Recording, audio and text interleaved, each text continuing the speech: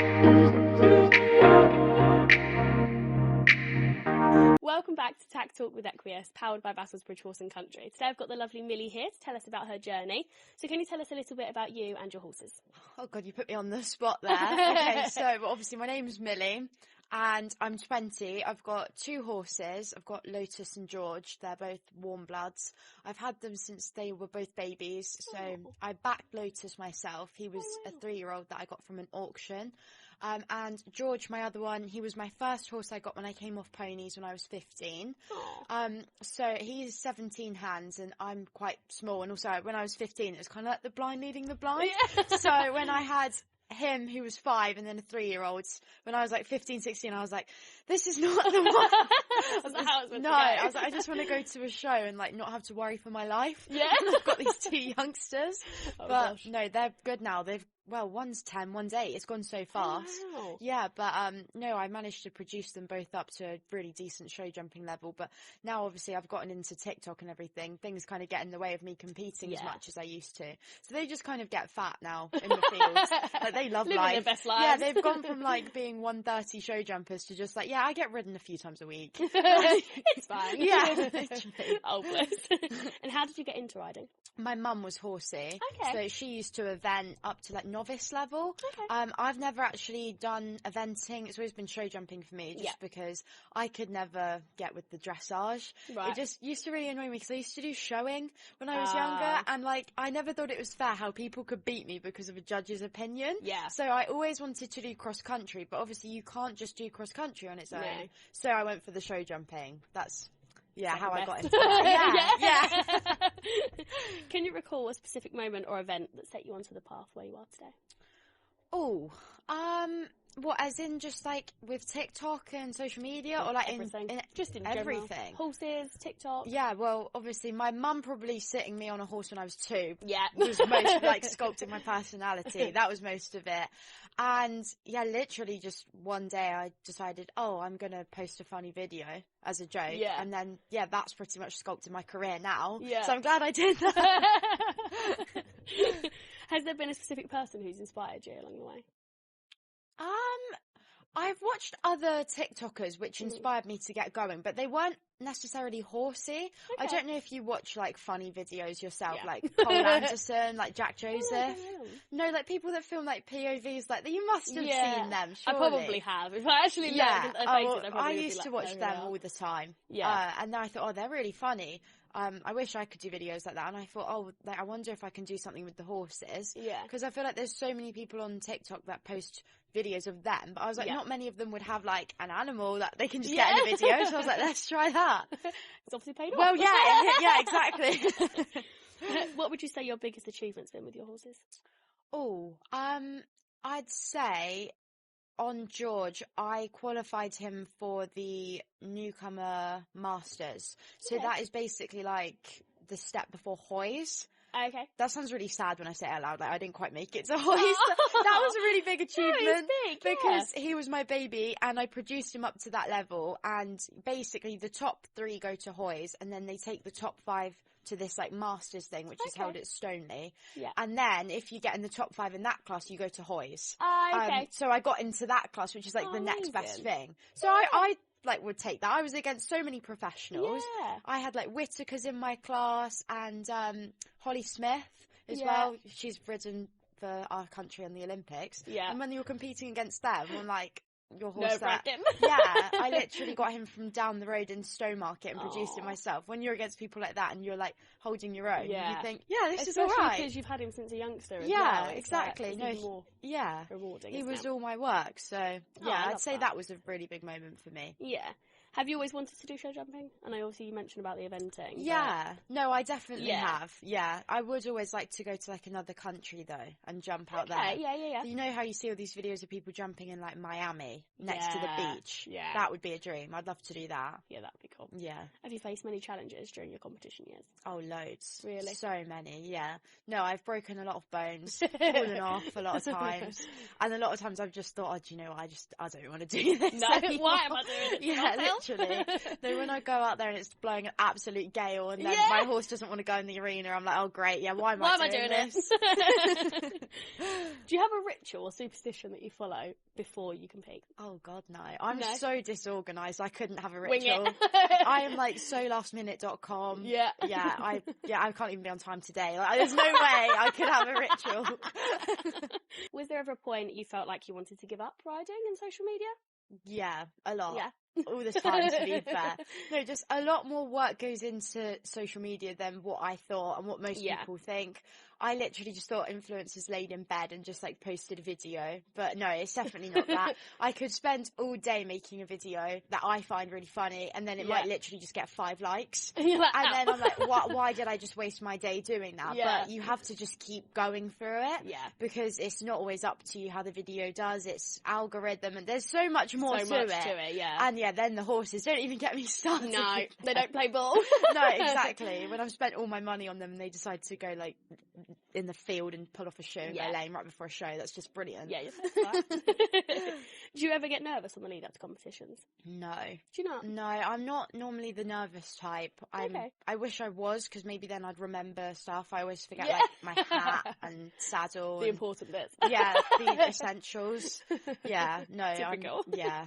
Can you tell us how you started your platform? And obviously you said you posted like a funny video. Yeah. That literally just blew up from that. Yeah, I mean, not so much with the followers. I'd say like I've always had consistent good videos, but to get the following I had to just keep posting. So I started off just by posting sort of one a week and I had another job on the side. And then it literally just got to the point where I really enjoyed posting more than I was enjoying doing my job. And I wasn't earning any money from it when I decided to quit my job. But I quit in June last year when I had about 250,000 followers, which does sound like a lot, but at the same time, I wasn't sure if it was enough to be able to do it as a job, because obviously it's not just me that I have to like sustain, it's my horses too. So I had to make sure I'd earn enough for that. But yeah, that's when I decided to quit my job, and I just was consistent, and luckily it went the way I needed it to. Yeah, it's actually paid off. Yeah. Can you walk us through how you do your content, like your content creation process? Oh god, okay. That's a good question. I mean, there's nothing really scientific to it. So normally just like inspiration will strike at a random point in the day. Like it could be while I'm like mucking out or riding, or maybe I'll be scrolling and I'll see something completely random that will like trigger some inspo. I'm like, oh, do you know what, that reminds me of this time? And then I'll literally get someone to either come and film me, and I'll try and get like some props in it to try and make it as funny as I can, or I'll do a story time if it's reminded me of something, things like that, or trends I see. It really depends on the day, what comes to your mind. But that's pretty much it, just inspiration strikes, really. And how do you deal with any criticism or negative feedback from social media? Oh, that's another good question. I mean, I try not to read my comments too much. I mean, I literally will post a video, I'll look at my comments for like the first 20 minutes probably, and then I try not to, because I've had quite a few like videos blow up, and then people have just started like criticizing my hair and the way I look, and it's just, it would get you really down if you read into it too much.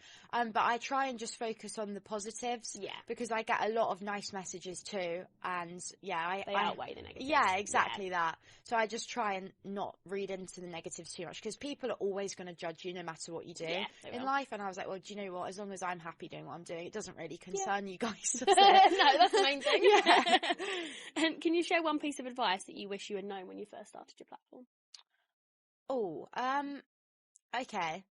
Probably people don't really like seeing you do well. Okay. And people who you thought were your friend might not actually want what's best for you. Because since I've started doing social media, I have lost pretty much all of my friends. Really? Yeah, which sounds like so sad. But I can easily count on probably like one hand people who I would spend time with now.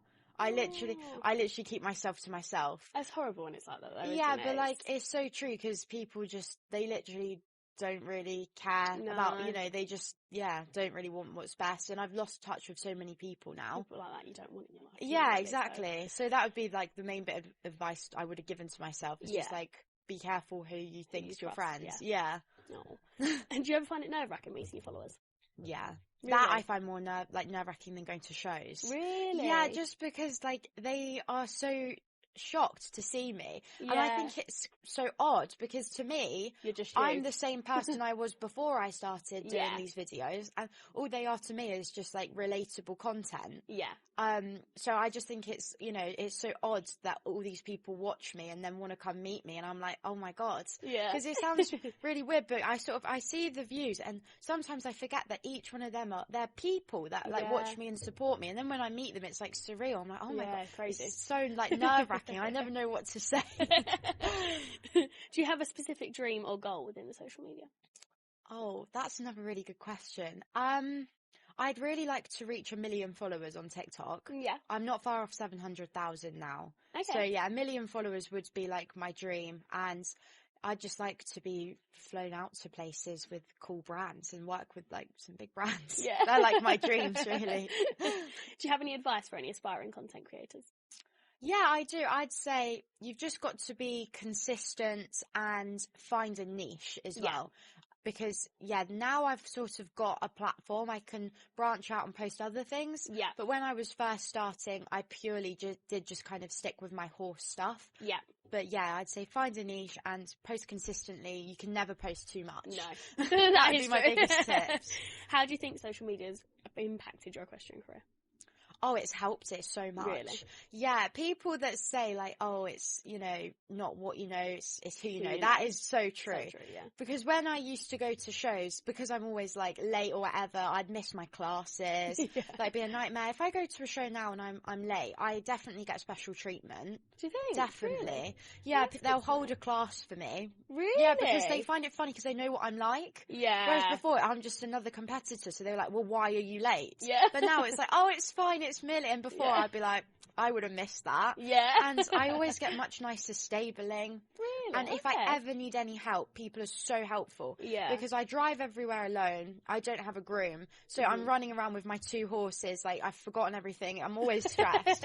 And I would never really get help. But now people, like, I went to a show, for example, in February, and I forgot to fill the lorry up with water, so I couldn't shower. Oh, no. And then I was like, okay, well, I'm just going to smell then. And then I told the lady at reception, and she was like, oh, look, you can borrow my hose pipe here. I'll help you fill it up. And then she helped me, and I thought this never would have happened before. No. Yeah, no way. So yeah, it definitely. That's interesting. Yeah. Actually, yeah. And obviously all the sponsorships as well. Yeah. That has helped me no end. Like some of the clothes I walk around in and my horses walk around in, I think, oh my God, I am so blessed, because before they would not have had any of this stuff. I can tell you that now. So it's definitely impacted. It's definitely helped. Yeah. And how do you see the future of equestrian sports evolving, especially in terms of social media? Oh, that's a good question. These are all really good questions. I think I've said that. Thought them out. No, you have. Normally it's just like, oh, what's the weather like today? Like, Yeah, no, these standard. are good. How do I see it evolving? To be fair, there has been a lot of changes to it recently. I think. Well, I'm hoping it's not going to be as toxic as time goes on. I do feel like as sports go, it is definitely right up there with, you know, jealousy and people not supporting each other. So I'm hoping social media going the way it is now with people, you know, supporting people. I'm hoping that the sport will go the same way. Yeah. And it won't be all like pony club mums rowing, you know, kids. No.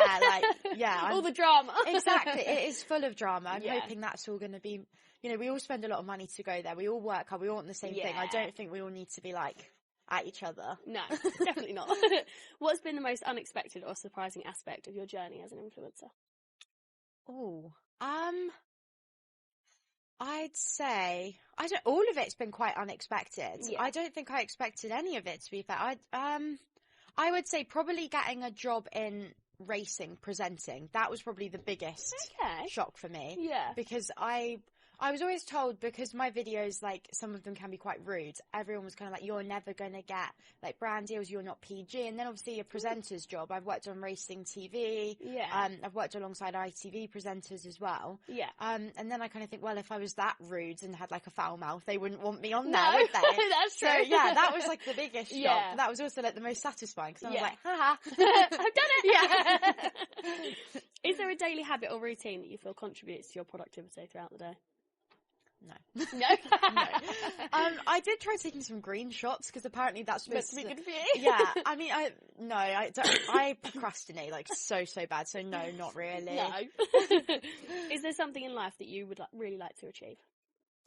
Oh, well, like I said, I would really like to hit 1 million followers. That is like my end goal. So if I ever hit that, I'd be so happy. Yeah.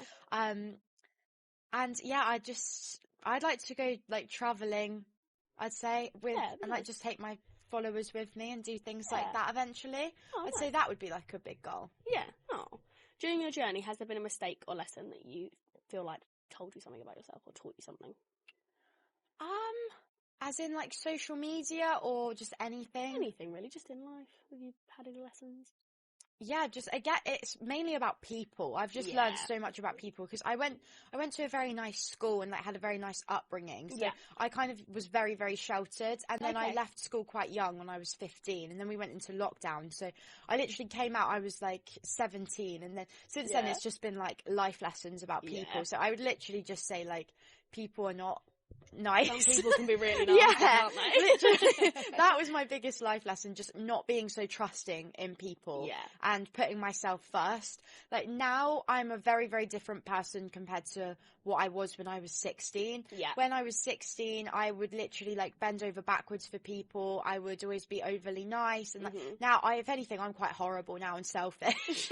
And I'm not saying you're supposed to be them things. But I know but, like, what you mean, when people like walk all over you and like take the mick and like just rip you off all the time, you're like, okay, and you just pointless. you just get to a point where like, enough is enough. I'm going to do things for me. And that's been my biggest life lesson. Where do you see yourself in 5 years? Oh, I think I'll always have horses, so I think I'm still going to be riding. I'd like to be married, in 5 years. I'd like to have my own house, a nice car. I'd like to have a big ring on my finger, have horses, and whether I'll still be doing social media, I don't know. But I definitely like to carry on doing this kind of job. If TikTok's not a thing in a few years, because it's getting banned in America, you just don't know. I definitely still like to be doing this. Whether I have my own podcast or YouTube channel, something like that. I'd like to be doing things like that. But that's where I see myself in 5 years. Oh, I like that. Do you think there are any misconceptions about equestrians? Yeah, that we're all just like daddy's money, spoiled that. That we're all like quite. That can be true, but I think a lot of the time we're actually all really down to earth. And we're all actually like extremely hard working as well. I think people just think we like turn up like in our fancy lorries and like get the groom, and we're all out there like shoveling and like working and covered in mud all the time. Deal with horse poo all day, every day. I think that's the biggest thing. People just think we're stuck up when actually we are very humble people. And if you could give younger you any advice, what would it be? Probably I would say younger me,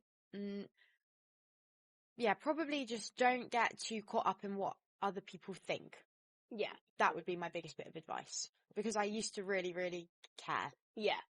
Used to get to you, but now I'm just kind of, you learn to like, if younger me would have read some of my comments, that would have like broken me completely. So as you get older, you just kind of like learn to not take, exactly. That would be my biggest bit of advice, I'd say. Oh.